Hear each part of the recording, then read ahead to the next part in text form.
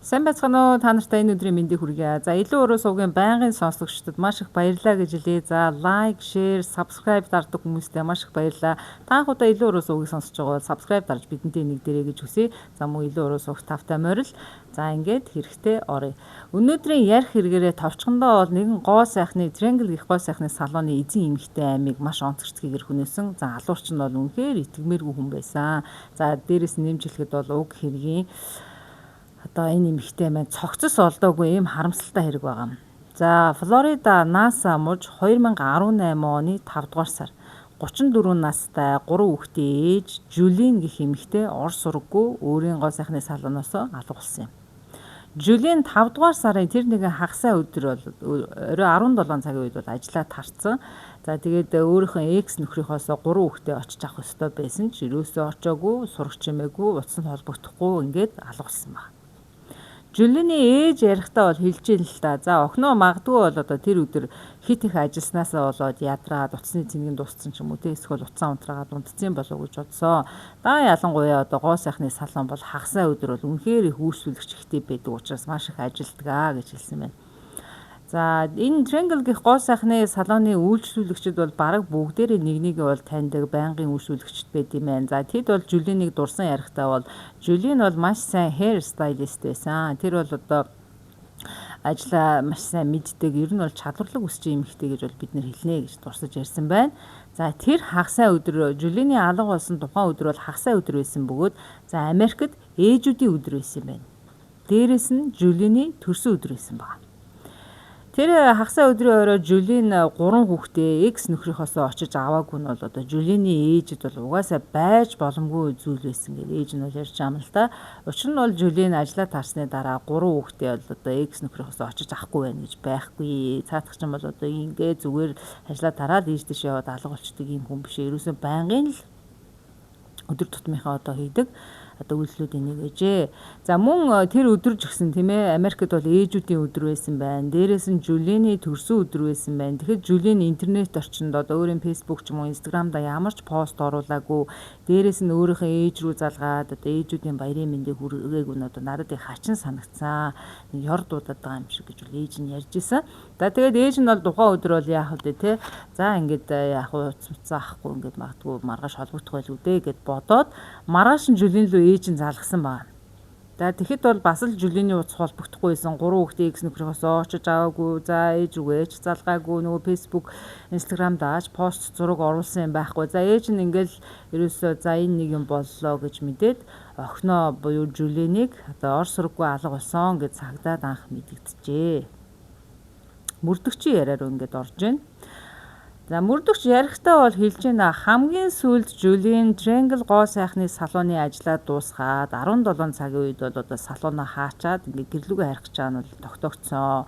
Хууль сахиулгын Жулины хамгийн ойр дотны хүмүүсийг одоо түүний алга болсон хэрэгтэй шууд холбон одоо шалгаж эхэлсэн. За да ялангуяа номер 1 сэжигтнэр Жулины экс нөхрийг, за номер 2 сэжигтнэр бол Жулины одоо шинэхэн найз залууг бол одоо сэжигтнэр одоо тогтоож байцаасан баг. Тухайн үед Жулин нөхөртөөгөө салах гээд одоо бичиг засны асуудалтай байсан. Ер нь бол одоо салцсан тусдаа л амьдарч исэн байл л да. Тэгээд салах бичиг засны асуудалтай жоохон хоорондоо маргаантай байсан учраас Жулины нөхрийг бол хамгийн түрүүнд одоо мөрдөгчд шалгах ёстой гэж үтсэн байна. Жулины нөхөр бол шерифийн офис дээр өөрөө нэгт сайн дураараа ирээд мэдүүлэг өгсөн. За тэгээд одоо мөрдөгчтэй маш их ийдэг харьцаатай харилцаж одоо ярьж байсан байна. Жулины экс нөхөр бол одоо мөрдөгчдөд ярихдаа ингэж ярьсан байна. Одоо миний экс эхнэрийн сургаггүй алга болсон хэргийг бол би түүний шинэхэн найз залуутай шууд холбоотой гэж бодож байна. Яагаад гэвэл Жулины найз залуу бол хар тамхи хэрэгэлдэг хүн штэ гэж экс нь ярьсан байна. За мөрдөгч асууж байна л да Жулины нөхрөөс. Жулины найз залуу ямар төрлийн хар тамхи хэрэглэдэг та харин мэдхүү. Та одоо түүнийг яг хар тамхичин гэж одоо хэлэх гээд байна уу? Тэ итгэлтэй байна уу гэд асуусан. Тэгсэн чинь экс нь бол ярихдаа би бол яг ямар хар тамхи хэрэглэдэг нь бол үнэхээр бол мэдэхгүй байна. Гэхдээ л одоо Жулин бол урд өмнө дандаа бүтлгүүд юм дампуу ирчүүдтэй орооцолдож болцдог байсан. Тэгээ өмнө нь ч гэсэн одоо Жулин надаас салахаас өмнө ингээ олон хоног ингээ ирчүүдтэй орооцолдод ингээ алга болчдөг байсан. Би бол одоо энэ Жүлийн болон Жүлиний тийм ээ одоо шинэ найз залуу хоёрыг бол харт тамхи хэрэгэлдэг гэдэгт үнэхээр итгэлтэй байгаа. Тэд хид удаа харт тамхи хэрэгэлсэн байдалтай одоо надад харагдаж байсан бөгөөд би бол одоо тэр хоёрыг яг ямар харт тамхи хэрэгэлдгийг мэдэхгүй ч гэсэн харт тамхитай холбоотой гэдэг нь бол би ер нь бол баттаа одоо өөрийнх нь зүгээс хэлж чадна гэж хэлсэн байна. За дээрэс нь Жүлиний X нөхөр бол гар утсаа машинаа нэгжүүлэхийг бол мөрдөгчөд зөвшөөрсөн байна. Мөн одоо тэр тухайн Жүлиний алга болсон тэр хагасаа өдөр бүтэнсээ өдөр бол яг хаана хинтээ юу хийж яваагаа мэдүүлж одоо хөдөлшгүй нотлох баримтаар нотолж чадсан байна.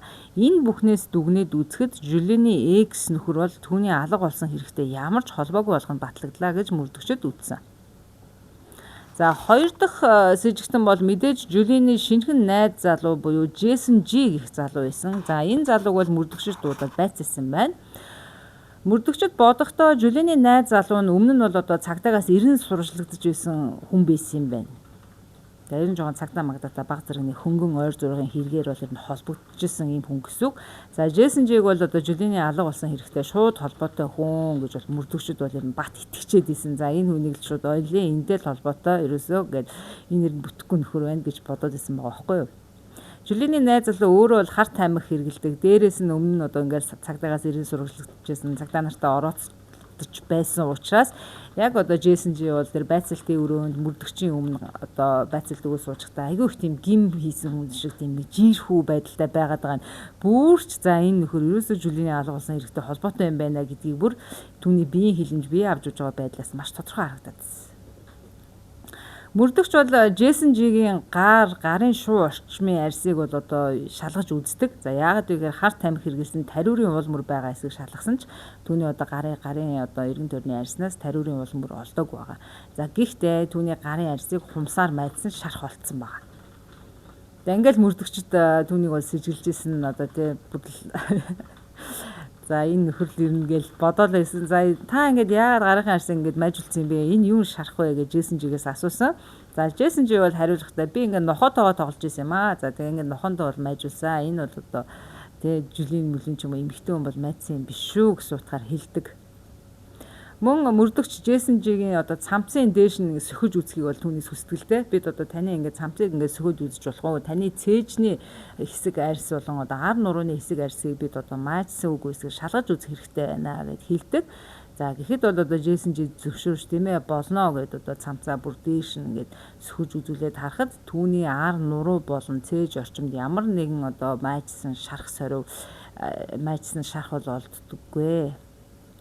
За тэгээ Джейсон Жи гэсэн өөрөө хэлж л байна л да байцаалтын үед тийм ээ эрхмээ би бол одоо Жүлинд ямар нэгэн муу зүйл хийгээгүй би түүний алга болсон хэрэгтэй холбоогүй би буруугүй л гэл ингээд дахин бол хэлээд исэн. За мөрдөгч түүнээс бол асууж байна л да та голографаар өөрийгөө одоо үнэн худлаа мэдүүлж байгаа шалгуулахад бэлэн байна уу гэхэд бол Джейсон Жи бол тийм ээ бэлэн байна юугаар л намайг шалгана одоо шалгаж болно гэж хэлдэг. За ингээд энэ Джейсон Жи бол нэр биенээс нь ч майдсан шарх олдоогүй. За тэр гарын шуу орчмоос харт тамхи хэрэгсэн тариурын улмөр олдоогүй. Ингээд голографаар өөрийгөө шалгуулахад одоо бэлэн байна гэж хүлээсэн ч гэсэн мань хүн харамсалтай нь энэ өнгөрсөн амралтын өдрүүдэд буюу энэ 2 хоног тийм ээ хаана хинтээ яг юу хийж явснаа ерөөсөө би санахгүй байна. Дээрээс нь би гар утсаа хайчихсан гэж хэлдэг байхгүй. За энэ л ерөөсөө тэгэл сэжиг төрүүлэл явчихлаа юм л да. За тэгээд яг тэр видеон дээрээс нь харж байхад бол байцаалтын үед бол мөрдөгчд бол Жүлиний найзлууг амар тийм шахаал пуушигээл тий за чи яг Жүлинийг яатсан бэ зүгээр хэрэгээ хүлээчгээ хүлээлдэ гэж амар тулгаал нэг тийм жоохон тийм шахсан ширүүн байцаалт үйдэн шүү дээ. Тиймэрхүү байцаалт маяг юм явуулаад байсан. За харин Джейсон Жи бол одоо мөрдөгчийн өмнөөс тийм ээ би ямар ч буруу юм Жүлинд бол хийгээгүй. Би бол өмгөөлөгч авмаар байна гэд ингээд хэлдэг. Мөрдөгч хариуд нь бол хэлжлээ л да Джейсон Жи. За чиний гар утас чи хаана байгаа юм бэ? Хэрвээ одоо та ингээ гар утсаа бидэнд ингээ шалгуулчих юм бол энэ хэрэгээс ингээ баг мултрах гээд шүү дээ. Гэтэл та бол одоо гар утсаа хайцсан энэ гэд хэлээд байна. Энд чинь бол үнэхээр сэжигтэй байна гэд хэлдэг. Тэгсэн ч бол Джейсон Жи үнэхээр би энэ амралтын өдрүүдэд яг хаана явснаа бол үнэхээр тодорхой санахгүй байна. За тэгээ гар утсаа бол үнэхээр хайсан үнэ гэж хэлдэг. За ингээл энэ хэрэг бол ямар ч тодорхой баримт олдохгүй. Хүн чинь гар утсаа хайцсан гэдээ харж одоо яах вэ те? Ингээд цааш үргэлжлэнэ. За энэ хэсэг хугацаанд бол Жүлийн өөч сурагч юм байхгүй. За түүнийг нас орсон байлаа гэж бодоход цогцч олдоогүй. Ингээд байдал бол нэг тийм харанхуй битүү байгаад байсан. Энэ байдлаас дүгнээд магадгүй сонирхолтой мөрдөгчд бодсон байна л да. За Жулин бол насанд хүрсэн эмэгтэй учраас магадгүй амралтын өдрүүдэд хаа нэгтэй хин нэгэнтэй одоо байж болох юм. За магадгүй 2-3 хоногоос ч юм уу гараад ирэх чинь билүү дээ гэж бас итгэж найдаж хүлээсэн. Цагдаа нар Жулинийг 2006 онд үйлдвэрлэсэн Ford загварын автомашинтай хамт 90 сурвалжилсан байгаа. Мэдээж бол Жулиний машин олдоогүй, өөрөө ч олдоогүй гэсэн үг. За Жулиний машиныг 90 сурвалжилснаас хойш Home Depot дэлгүүрийн зогсоол дээр байх нь олсон. За түүний машин олдноо гэдэг бол хэрэг бол нэг шатаар урагшлаа гэсэн үг юм байна. Учир нь замын камерын бичлэгээс машин яг хаанаас ирсэн, хэн машиныг жолоодож Home Depot дэлгүүрийн зогсоол дээр тавьсныг тогтоох боломжтой гинэ. За ингээд замын камерын бичлэгийг шүүж үзсэн байна. Замын камерын бичлэгээс Жулиний машин үүрийн 5 цагт за энэ Home Depot дэлгүүрийн зогсоол дээр ирсэн байна нэгт. За хоёрт тухайн одоо Ford загварын машинаас нэлээд биерхүү махлаг тас хар өнгийн хувцас өмсөн эмэгтэй машиныг жолоодоод бууж явсан байна. За тэр эмэгтэй бол Home Depot дэлгүүрийн шууд гадаа ирэнгүүтлээ дэлгүүр дотор орсон байгаа. За ингээд дэлгүүрийн бичлэгээс харахад бол тэр хар хувцастай эмэгтэй Home Depot дэлгүүрийн бичиг хэргийн ажилтнаас одоо уцаа хэрэглүүлэхийг гуйсан байна. За яах гэж байгаа юм болоо гэдгсэн чинь надад такси дуудаад өгөөч гэж хүссэн байгаа юм. Жулиний алга болсон тухайн өдөр салонд бол түүнтэй хамгийн сүүлд ямар одоо ажилчин буюу одоо өсчин үлдсэнийг бол асуухад за Жулиний салонд өсчнээр ажилдаг Jennifer гэх эмэгтэй бол Жулинтэй хамгийн сүүлд үлдсэн гэж одоо бусад одоо төрүүлээд гараа хийсэн ажилчид нь бол мэдгдсэн байна. За энэ Home Depot-ийн хяналтын камерын бичлэгт харагдсан хар хувцастай эмэгтэйг одоо таниулахын тулд бусад салууны одоо ажилчдыг дуудаж энэ камерын бичлэгийг үзүүлсэн байна л да. За тэгэхэд бол бусад ажилчид бол энэ эмэгтэй бол манай салонд өсчиг хийдэг Jennifer биш үү гэж бүгд ам нэгтэйгээр хариулсан таньсан байна. Ингээд Jennifer бол номер 3 с ижигтэн болж эхэлсэн. За Жулинийг алга болсны дараа Jennifer гэдэг байгаа энэ өсчин эмэгтэй бол нэгт бол ажилласаа би бол одоо ингээд гарч байгаа. За хоёрт бол би цалингаа ингээд шуудангаар хамаагүй авчаа гэсэн мэдээллийг бол өгөөд исэн байна. За яагаад Jennifer Жулиний машиныг унаад Home Depot-ийн зогсоол дээр тавьчаад өөрөө тэндээсээ такси бариад явсан байх вэ? Энэ асуулт бол ерөөсөө энэ хэргийн зангилаа болчиход байгаа. За салууны ажилчдын ярианаас хүргэе. За салууны ажилчид бол энэ Jennifer гэх хар хувцастай эмэгтэйг ярихдаа бол хэлж байна. За бид бол нэг хамт олон байсан. Ер нь бол энэ Jennifer бол маш галзуу эмэгтэй байсан. Өөрийнхөө хувийн амьдралын талаар хинд ч мэдэгдэхийг хүсдэггүй. Ямар гаралтай, хаана төрж өссөн, хаана амьдарч байсан гэж ерөөсөө бүх өөрийн одоо нэг хувийн амьдралын нууцыг биднээс ирнэ нуудаг байсан. Мөн тэр их маш их тийм хачин характертай хүн байсан. Дээрээс нь бол одоо манай салууны Triangle салууны эзэн болох Жулинд маш дургу их муухай ханддаг. Их тийм муухай зан авиртай эмэгтэй гэж хэлж болно. Энэ Jennifer гэж за салууны бусад ажилчид ярьжээ. Ингээд бол мөрдөгчд бол энэ Jennifer гэдэг эмэгтэйг бол автомашин хулгайлсан хэрэгээр бол төр саатуулан шууд баривчилсан байна. За яагаад вэ гэхээр энэ ч одоо Home Depot-ийн хяналтын камерын бичлэгээс нотлогдсон шүү дээ тий. За Jennifer бол байцаалт эхлэх үед бол өөрийгөө танилцуулсан байгаа. За маш их тав тухтаа сууж байгаа юм л да. За энд бол их сони юм гарч ирнэ. Юу гэхээр энэ Jennifer гэх эмэгтэй ингэж танилцуулж байгаа өөрийгөө.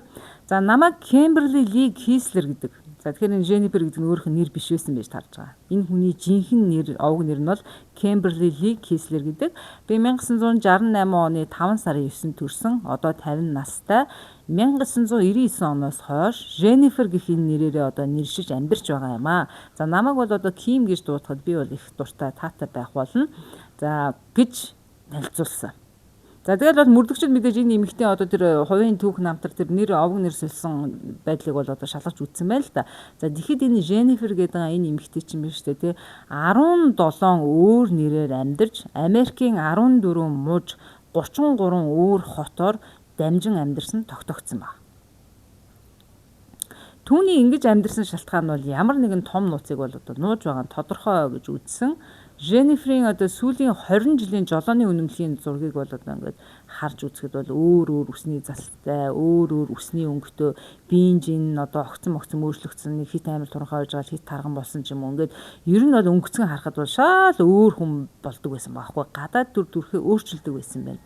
Өөр шин нэр ах бүрдээ өөрийнх нь гадаад дүр төрхийг Jennifer өөрчилдөг байсан байна. За энэ эмэгтэй бол 17 өөр нэрээ бол одоо Америкийн өөр хот мужууд одоо өөр хотуудаас, мужуудаас, за тэр оршуулгын газраас, за зарим тохиолдолд бол эмнэлэгт нас орсон одоо өвчтний нэрийг авч өөртөө бол одоо авч ашигладаг байсан гэж бол цагдаа нар тогтоосон. За яг одоогийн энэ нэршээд байгаа Женнифер гэх энэ нэрийг бол энэ Кимберли гэх эмэгтэй чинь байна шүү дээ, тий. Автомашины ослоор нас орсон залуухан эмэгтэй хүний нэрийг бол одоо оршуулгын газраас авч өөртөө бол одоо нэр өгж ашигласан тодорхой болсон байна гэж тогтоосон. Женнифер яагаад ингэж олон удаа дүр төрхөө өөрчилж олон өөр нэрээр олон хот дамжин амьдарсан шалтгаанаа бол өөрөө тайлбарлахтаа мөрдөгчдөд би бол маш одоо хүчирхийлэгч найз залуутай байсан. За энэ найз залуугаасаа би бол одоо зугтахын тулд ингэж амьдарсан. Намайг бол одоо ерөөс алхам тутамд мөрдөж мөсгөж дарамталдаг байсан юм аа гэж хэлсэн байгаа.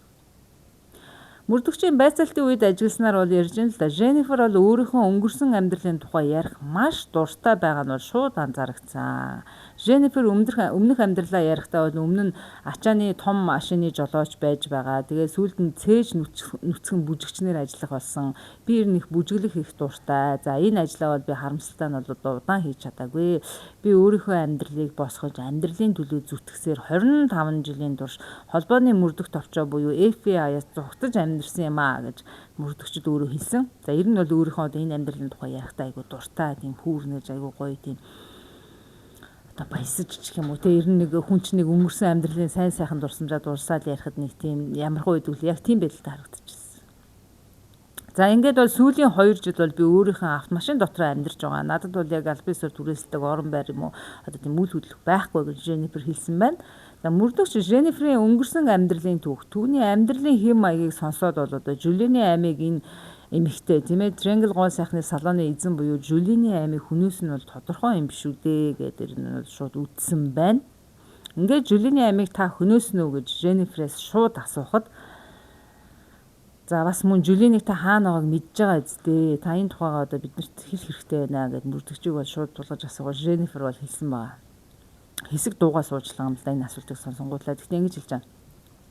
Та нарт миний өөх хариулт таалагдахгүй байх гэж бодож байна. Би өмгөөлөгч авмаар байна. Өөр зүйл яриад байх юм надад байхгүй гэж хэлээл ерөөсөө дуугаар очдөг. За тэгэл мөрдөгч бол угаасаа энэ нэмэгтэйг яриулж чадаагүй. За ингээд Женнифер бол одоо өмгөөлөгч авсан байна.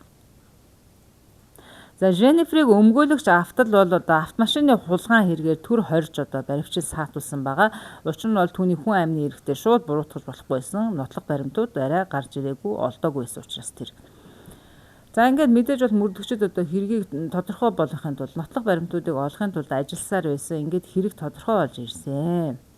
Женнифер гэх энэ эмэгтэй Жулианы аймыг хүнээс нь тодорхой болж Triangle гоо сайхны салон гэмт хэргийн газар болон одоо лацлагдсан байна. За Triangle гоо сайхны салонд бол шинжилгээний баг ажилласан байна. За салон дотор ороод ингээд доторх байр байдлыг харахад бол ерөөсөө бүх зүйл яг хэвийн цэвэрхэн гоо сайхны салонууд ингээд цэвэрлэгээ хийгээд сандалнуудаа хураацсан тийм ямар үдвэл яг тийм байдалтай харагдаж байсан. За гэвч люминол гэдэг бодис үйд юм байна. За энэ бодис нь бол одоо цус илрүүлдэг тийм шинжилгээний багт одоо хэрэгэлдэг тийм бодис юм байна. За шинжилгээний багийнхан бол салон одоо ингээд хүний нүдээр харагдахад ингээд хэвийн харагдаж байгаа ч гэсэн люминолоор бол бид цус илрүүлнэ гэдэгтээ бол итгэлтэй байна гэж хэлсэн байна. Женнифер алдлага үйлснийхаа дараа хэргийн газрын цусыг мэдээж маш сайн угаад цэвэрлэлт нь бол одоо тодорхой байсан. За харин шүүх эмнэлгийн баг буюу шинжилгээний баг тий люминол буюу цэнхэр од гэж нэрлэдэг юм байна энэ бодисыг. Цэнхэр од гэдэг хочтой. За цэнхэр од бодисыг одоо ашиглан бид энгийн нүдээр харж чадахгүй цусны толбыг бол одоо олж илрүүлсэн гэж ярьсан байна.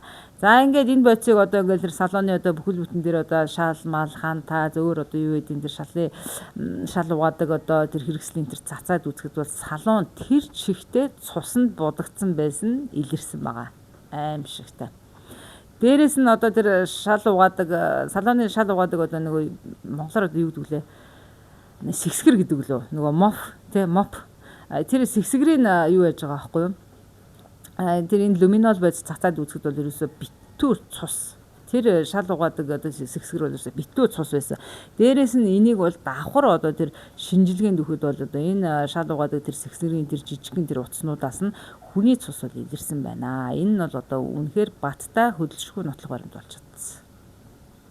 За triangle гоо сайхны салууны арын хаалганы хэсэгт бол том хогийн сав буюу хогийн пүнкер байдаг юм байна. За Jennifer бол тэр хогийн сав руу хидэн удаа том хогийн уудтай хогийг тухайн тэр хагасайн өдөр зөөж хайж байгаа бичлэг олцсон. Мөн өөр нэг том хэмжээтэй цэнхэр одоо тийм нэг өнгийн хогийн саваар бас салон дотроос ингээд нэг дүүрэн хог гаргаж ирээд тэрийгээ бас ингээд түрээд салоны тэр нэг арын тэр бункерний дээрс бас нэг мод үйд юм лээ битүү. За тэр модон дунд тэр ууттай зүйлийг зөөж хайж байгаа бичлэгжсэн олддгоо. За тэр цэнхэр хогийн савыг бол одоо тэр салон дотор бэж исэн. За ингээд тэр Jennifer-ийн тэр хог зөөж хаяадсэн цэнхэр хогийн савыг бол шинжилгээнд өгөхөд бол тэр тухайн хогийн савнаас бол хүний цус илэрсэн байна. За дээрэс нь бол Julie-ний гарын хумс олдсон байгаа. Прокурорууд бол Julie-ний гарын хумснаас илүү их одоо нотлох баримтыг олохыг хүссэн. За шуудхан хэлэхэд бол түүний цогцыг шууд олохыг прокурор хүссэн байгаа. Салууны арын хогийг бол одоо аль хогийн төв цэг рүү ачтсан байна гэдгийг тогтоож за ингээд мөрдөгчд одоо тэр элийн багийнхан бол тэр асар том одоо төв хогийн цэг дээр очиод хэдэн 100 тонн өмхийн хогийн дундаас Julie-ний ууттай цогцыг бол хайж эхэлсэн. За даа ялангуяа мөрдөгч ярьж лайн л да тухайн үед бол 7 дугаар сар байсан учраас маш халуун. Дээрээс нь бол хогийн цэгийн тэр үнэр те хамар сэтлэм аимшигтай байсан. Тэгээ асар том тэр хэдэн 100 тонн хогин дундаас бид ганцхан хүний цогцыг бол ууттай яг тодорхой шууд хараад мэдэхгүй шүү дээ. Тийм цогцыг хайна гэдэг бол үнэхээр бэрх даваа байлаа гэж хэлж байгаа.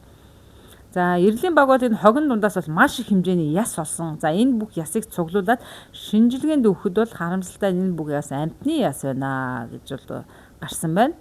За ингээл бол хогийн цэгээс бол цогц сайхан ажил үргэлжлүүлсэн. За гэвч бол Julie-ний цогцыг олж чадаагүй. Үнэхээр харамсалтай. Ерөөсөө цогц олдоогүй энэ хэрэг дууссан. За гэвч бол алуурчин тодорсон байгаа.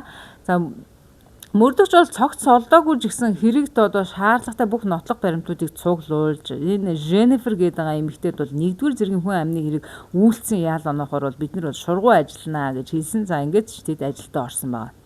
Jennifer-ийн гар утас компьютерийг шалгаж интернетээс одоо Google search-ээс юу хайсан түүний history-г шалгаж үзэхэд бол за ер нь бол онцгийн ноцтой зүйл олдоогүй. За гэхдээ бол Флоридагийн цуврал алуурчин эмэгтэй гэж бичээд search хийсэн. Тэгээ хайлт хийсэн бол гарч ирдэг. За аллах болон өөр хин нэгний тухай ч юм уу тий одоо яа хүнийг яаж алах вэ гэдэг юм уу цогцыг яаж нуух вэ гэдэг юм уу ер нь бол team search-үүд хийдэг юм байл л дээ. За иймэрхүү зүйлийг одоо энэ Jennifer-ийн гар утас болон компьютерийн дээр search хэсгээс хайгаад байсан ч энэ эмэгтэй бол team одоо хайлтыг интернет орчноос хийгээгүй байна гэдгийг бол цагдаа нар мөрдөгчд тогтоосон байна. За ингээд мөрдөгчд бол Jennifer-ийн өмнө нь амьдарч байсан хотуудаас за түүний бол одоо айлын байр түрээсээ суужсэн нэг байрны эзэн эмэгтэйтэй за бас бус одоо танилуцтай холбогдож энэ эмэгтэйн талаар ер нь энэ эмэгтэй хин юм бэ гэсэн талаар мэдээлэл авсан байна. За түүний Jennifer-ийн нэг өмнө нь түрээсээ суужсэн нэг байрны эзэн нэг настай эмэгтэй ярьсан байна. За та энэ Jennifer гэх эмэгтэйн талаар одоо бидэнд юу хэлэх вэ? Энэ эмэгтэй бол одоо хүн амны эрх сэжиглэлтэй дагамаа гэдээ асуухад бол тэр байрны эзэн эмэгтэй ингэж ярьсан байна. Jennifer-ийн амьдралын хэм маяг бол үнэхээр хачирхалтай. Тэр их маш их одоо паранои хэлбэрийн одоо төөрөгдөлтөө эмэгтэй байсан гэж би бол үздэг. Ер нь бол тэр тийм хэвийн хүн биш шиг надад санагдсан гэж хэлсэн байна. За мөн одоо Jennifer-ийн сургуулийн найзууд, түүний экс найз залуучуудтай холбогдож Jennifer-ийн талаар асуухад ер нь л бүгд л ам муутай байсан. Ерөөсөө л жоохон хачин эмэгтэй штэ л гэж хэлсэн байна. За нотлох баримтуудыг хайгаа цуглуулж байх үед бол дахин нэг камерын бичлэг бол олсон. За Walmart дэлгүүрийн камерын бичлэгээс Jennifer биштэй те амиак гэдэг бодис, бэли, хогийн уут, жижиг одоо силбэр хийдэг тийм цахилгаан хөрөө худалдаж авч байгаа нь за тухайн тэр Walmart дэлгүүрийн яг Канс орчмын камерын бичлэгээс маш тодорхой харагддаг. За эн чинь юу вэ гэхээр ерөөсөө нөгөө аллах их бэлтгэлээ хийцэн гэдэг хөдөлшгүй баримт юм байна гэж мөрдөгчд үзсэн. Шүүх эмнэлгийн антропологч бол Jennifer-ийг худалдаж авч байсан яг тэр загварын одоо тэр силбэр хийдэг жижигхэн тийм цахилгаан хөрөө байгаа байхгүй юу? Нэг авсаархан аятайхан. За хутга гэж хэлэхэд бас арай том юм да тий. Тийм хөрөөг бол одоо яг өөр одоо тийм юун дээр туршилт хийж үзсэн байна. За ингээд туршилт хийж үзэхэд бол энэ хөрөөгөөр хүний цогцыг маш түргэн хугацаанд жижиглэн хуваах боломжтой юм байна гэдгийг шүүх эмнэлгийн антропологч нар тогтоожээ. Женнифер салонд бол Жюлиний амийг хөнөөгөөд сильврийн жижиг цахилгаан хөрөөгөөр түүний цогцыг жижиглэн хувааж хогийн уутанд хэсэгчлэн хийгээд хог руу хаясан нь бол тодорхой болсон. За харамсалтай нь бол энэ хог төв хогийн цэг рүү ачигтаа. За тэр дундаа асар олон мянган тонн хогийн дунд ингээд одоо ороод алга болсон гэж үзэж байгаа. Женниферийг бол санаатаагаар хүний амийг хөнөөсөн гэсэн үндслээр 1-р зэргийн хүн амны хэрэгт буруутгаж шүүх хурлын ажиллагаа бол эхэлсэн байна. Энэ шүүх хурл бол маш удаа үргэлжилсэн. За энэ хугацааг тодорхой хэлэх юм бол 3 жил 7 сарын хугацаанд шүүх хурл үргэлжилжээ. За цогцос олдоогүй ч гэсэн хүн амны одоо хэргийг үйлдсэн нотлох баримтууд бол ингээд цаашдаа олдсоор л байсан байна. Ингээд шүүх хурл эхлэх үеэр бол одоо Женнифер тийм ээ цагдаагийн офицерын дэргэд сууж байхдаа өөрөө бол ингэж хэлдэг. Чамд муухан хандсан хүмүүсийг чи буцааж байранд нь тавих хэрэгтэй. Ер нь тэдэнд юу ч хийсэн болно штэ гэсэн утгаар бол одоо хэлсэн байгаа байхгүй юу. За хоригдож байхдаа Женнифер ээж рүүгээ бас уцаар ярьсан байна. За мэдээж түүний яриаг бол мөрдөгчд чагансан тодорхой. За түүний ярианы хэсгээс яг энэ баримтат кинон дээр бол одоо яг тэр дуугаар нь одоо бичээд авсан хүргэжлээ л дээ. За ингээд Женнифер ээж рүүгээ уцаар ярихдаа юу гэж ярьсан тухай товчхон хүргье. Сайн уу ээжээ, цагдаа нар намайг нэг сүртэй зүйл хийцэн юм шиг ингээд ганцаарчлан хорж байгаад нь би одоо их гайхаж байна. Энэ бол надад үнэхээр тийм инээдтэй хөг юм байна. Би ер нь бол үнэндээ юу ч хийгээгүй. Би энэ хүн амны хэрэгтэй ямар ч хамаагүй шүү. Гэвч хуулийнхаа намайг бол шүүхтээр буруутгахаар бүх хүчээ дайчлан ажиллаж байгаа. Тэдэнд намайг одоо аллагт буруутгах нотлох баримт бол юу ч байхгүй. Энэ бүхэн зүгээр л гүтгэлэг бүгд худлаа гэж яриад яриагаа дуусгадаг байгаа. За мань хүн бол ер нь бол өөрөө алуурчин шүү дээ. За гэвч бол одоо цогцос олдохгүй байсан л их тийм хүн амны хэрэгт буруутгах чадахгүй гэж бодоод байсан юм шиг байна. За ингээ мөрдөгч бол Женниферийн ээжтэйгээ ярьсан энэ утасны яриаг чагнаад дүгнэхтэй бол хэлж лээ л да. Женнифер өөрийгөө бусдаас илүү ухаантай гэж бодож байсан бол энэ түүний ярианаас маш тодорхой харагдсан. Тэр ер нь түүнд ер нь хинч одоо хэрэггүй баха. Ер нь бол өөрөө ингээд цор ганцаараа хүндээ юу хийхээс яхаас ч боцохгүй. Өөрийгөө энэ хэрэгээс бол цэвэрхэн мулаад аваад гарчнаа гэдэгт бол одоо энэ Женнифер бол маш итгэлтэй байсан гэж бид дүгнсэн гэж мөрдөгч ярьсан байна. Шүүх хурал эхлэхийн үед бол одоо Женнифер энэ 3 жил 7 сарын хугацаанд шүү дээ. За өсөглөн зарласан байгаа Женнифер. За ингээд бол мань хүн чинь нөгөө нэг тэр камерын бичлэгт бол маш одоо хар хувц юмсан маш биерхүү махлаг эмхтэй байсан чинь бүр өсөглөн зарлаад маш их жин хаяад бүр нүднээс гартлаа турж ицсэн байсан. За тодруулах юм бол Женнифер 31-75 кг хүртлээр өсөглөн зарлаад турсан байгаа. Мөрдөгч Женниферийн өсөглөн зарлах үед нь асуусан байна л да. Женнифер та яагаад ингэ хоол идэхгүй байгаа юм бэ? Одоо ингэ юм идэх хэрэгтэй шүү дээ гэдэг ингэ хэлсэн байна. За гэсэн ч бол одоо мань хүн хариултаа хэлсэн байгаа. Миний хоолнд одоо хор хийж намайг хордуулж алах юм билүү. Тийм болохоор би одоо энэ шоронгоос өгж байгаа хоолыг идмээргүй байна гэж хэлээд ингээд ерөөсөө өсөглөн зарлаад гэсэн байна. За яг өөрөө бол аль бисаа би өсөглөн зарлаж байна гэж хэлээгүй. За гэхдээ миний хоолнд хор хийх магадaltaй гэсэн одоо санааг гаргаж хэлээд ингээд өсөглөн зарласан байна. За мөн Женниферийг харгалзаж байсан шоронгийн одоо бусад тийм харгалзагч нар ярьж ин л да. За энэ нэмэгтэйг бол ингээд харгалзахад бол бидэнд бол үнэхээр хэцүү байсан. Ер нь бол бид ажиллаа хийж байх үедээ одоо Женниферт бол хүчирхийлүүлж байсан гэж хэлгээд болно гэж бол одоо шүүх хурлын үед бас нэмж мэдгдсэн байна. Шүүх хурлын үеэр Женнифер галзуу солиотой хүн шиг айшилж байсан ч тэр бол одоо сэтгцийн хувьд одоо эрүүл хүн байсан гэж офицерууд ч гэсэн нэмж ярьсан байна. Ингээд Женниферийг сэтгцийн хувьд эрүүл эсхийг шалгуулахаар сэтгцийн эмнэлгээс нэгэн совилогч ирж одоо шүүх хурлын ажиллагаанд оролцдог. За Женниферийн сэтгцийн эрүүл мэндийг совилогч дүгнэхдээ Женниферийн сэтгц эрүүл бөгөөд өөрийг нь эсэргүүцэж байгаа энэ олон үйлдэлүүдийн дунд энэ олон үйлдэлүүдийн эсрэг гаргаж буй өөрийнхөө одоо тархиндаа боловсруулсан зохион байгуулалттай жүжиглэлт юм аа. Энэ эмэгтэй бол сэтгцийн эрүүл мэндийн хувьд бол эрүүл эмэгтэй гэж шүүх хурлын үед тодорхойлж илээ. За ингээд яг шүүх хурлч одоо ингээд үргэлжлэл хэд хоног завсраад үргэлжлэл ингээд удаан үргэлжлээд л байгаа юм л та.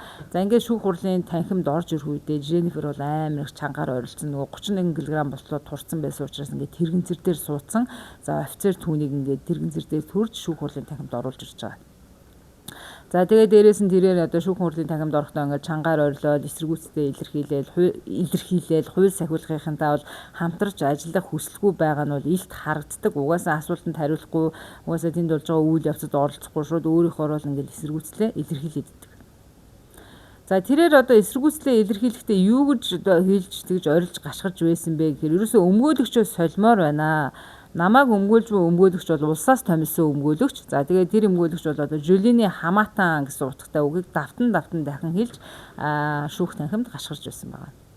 Тодорхойлбол одоо Женниферт энэ улсаас энэ олон нийтийг төлөөлдөг төлбөргүй өмгөөлөгч гаргаж өгсөн бөгөөд Женнифер уг өмгөөлөгчөөс бол өөрөө бол татгалзаж байгаагаа байнгын илэрхийлж байсан. За гэвч бол түүний энэ өмгөөлөгчийг бол солиогүй. За энэ дээр би нэг юм хэлье. Ер нь энэ Америкийн кинонууд дээрээс ч гэсэн харагддаг шүү дээ. Өмгөөлөгч авах одоо мөнгө төгрөггүй ч юм уу, тиймэрхүү хохирогчд эсвэл одоо мөнгөөр өмгөөлөгч одоо авахыг хүсэхгүй байгаа хүмүүст бол улсаас тийм олон нийтийг төлөөсөн өмгөөлөгч гаргаж өгдөг.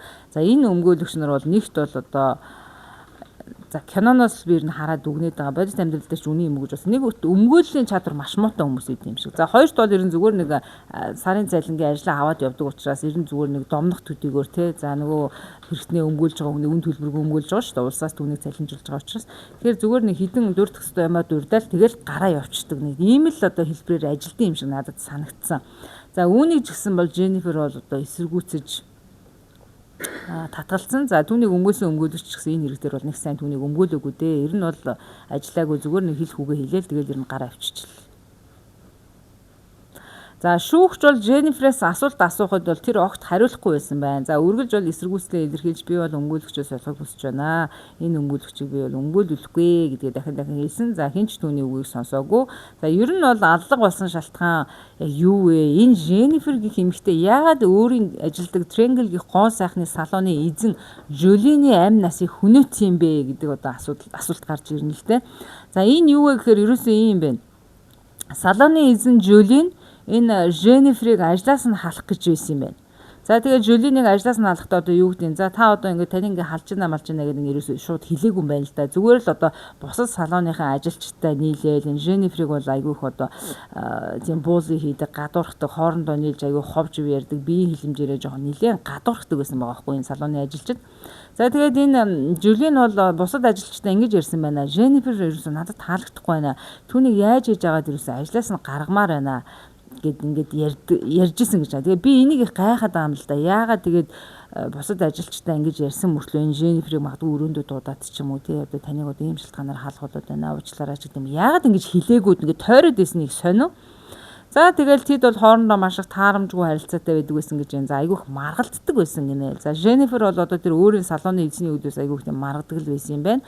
За бусад салооны ажилчид ч гэсэн хоорондоо нийлээд нэгдээд ингээд өөрийнхөө салооны эзэнтэй нийлээд бусад бүх ажилчин нийлээд энэ алуурчин Женниферийн эсрэг байр суурьтай түүнд одоо их дээрлэхүү хандаал түүнийг одоо ингээд үг хэлээр хоорондоо нийлж байгаа доромжлоод айгүйх буулгын идэг байсан байгаа байхгүй юу. За эн чинь бас одоо энэ юу ч ихээс буцахгүй Женнифер гэх эмэгтэйг энэ хаалгаа үлдэж төлөвлөж үлдэхт нь хүргэсэн юм уу гэсэн дүгнэлт бол гарсан.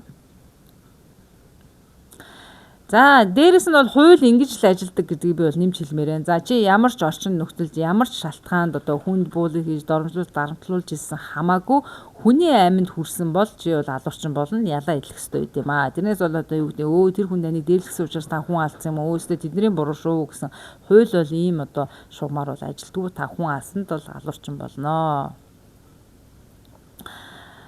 За ингээ хүнд доромжлууллаа гэд хүний амийг бол хүний хөсгүй байсан. Женнифер бол харамсалтай нь одоо энэ бүх буулын энэ бүх доромжлолыг тэсэлгүйгээр одоо өөрийнхөө одоо ажилтдаг салооны эзний амьд ингээд хүрсэн тогтоогдсон баг. За шүүх хурал руу оръё. Шүүх хурал үргэлжилсээр байсан. Женнифер бол шүүх хурлын үед хамтран ажиллахаас татгалзаж өмгөөлөгчөө солиё. Тэр бол одоо энэ Жолины бол хамаатан гэдгээ бол давтан орилсоор байсан учраас Женниферийг бол шүүх хурал болох процессын явцад түүнийг шүүх танхимд оруулж ирчээд өөрөөс нь асуугаад за одоо энэ шүүх хурлын ажиллагааг таныг одоо байхгүйгээр үргэлжлүүлье. Та одоо буцаад доошо хорих барилгоо орох уу гэж шүүгч асуудаг. За тэгэхэд бол Женнифер тэгё би угаасаа энд чинь байхыг хүсэхгүй. Зүгээр наваа доош нь оруулж угаасаа энэ шүүх хурал миний тал биш гэдэг нь тодорхой штэ гэсэн утгаар хэлдэг. За ингээд шүүх хурал бол цаашдаа ерөнхийдөө энэ Женнифергүйгээр үргэлжилсэн гэж хэлэхэд бол болно. Хохирогч тал буюу Жолины өмгөөлөгч бол одоо Женниферийн компьютер, гар утас, интернет хайлтуудыг үндэслэн өмгөөлж одоо камерын бичлэгүүдийг баримт болгон дэлгэсэн байна л да. Энэ бол одоо хүн амны нотлошгүй одоо баримт юм аа. Хэдий цогц солдоогүй ч гэсэн гэдгийг энэ бүх баримтуудыг дэлгэж тавиад исэн байгаа. За эдгээр камерын бичлэгүүдийг бол аллагын энэ дэр тухайн хагасаа өдрийн аллаг гарсан өдөр цагтаа бол яг тааш тохирж байсныг бол нэмж хэлэх хэрэгтэй. Цогцос олдоогүй ч гэсэн энэ бүх баримтаар үндэслэн Женниферийг бол 1-р зэргийн хүн амны хэрэгээр яллах нь за одоо хохирогч талын одоо өмгөөлөгчийн гол ажил байсан, гол зорилго байсан гэж хэлэхэд болно. За ингээд 3 жил 7 сар үргэлжилсэн шүүх ажиллагааны эцэст одоо шүүгчийн яллах дүгнэлт бол гарсан байна. За яллах дүгнэлтэнд Женниферийг 1-р зэргийн хүн амны аллах үйлдсэн гин буруутай тооцоож тэнсэн суллах нөхцөлгүйгээр бүх насаар нь шоронд хорих ялыг оноосон.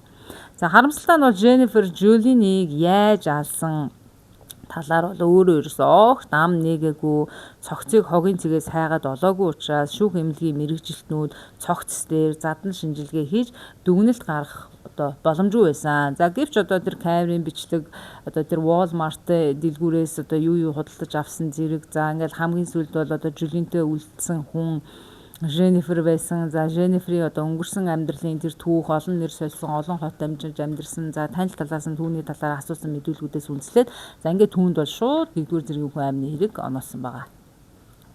За ингээд өнөөдрийн маань хэрэг үүгээр дуусч байна. За өнөөдрийн маань одоо видеог бол ивент итгэсэн Nomadic Beauty гоо сайхны брэнд байгаа. За та бүхэн энэ брендийн гоо сайхны бүтээгдэхүүн да ялангуяа хатуу шампу үйлдвэрлэдэг брэнд. За эхлэхдээ ээлтэй амьдрэ гэсэн урайтай пластик хэрэглэдэг хатуу шампу үйлдвэрлэдэг брэнд байгаамаа. За та бүхэн энэ Nomadic Beauty брендийн хатуу шампуны худалдаж авахыг хүсэх юм бол доор харагдах description box-д би Facebook холбоосон хийсэн байгаа. За та тэр Facebook page руу н ороод энэ брендийн Nomadic Beauty брендийн бүтээгдэхүүнийг сонирхон худалдаж авах боломжтой юм шүү гэж хэлье. За ингээд дараагийн дугаар хүртэл баяртай.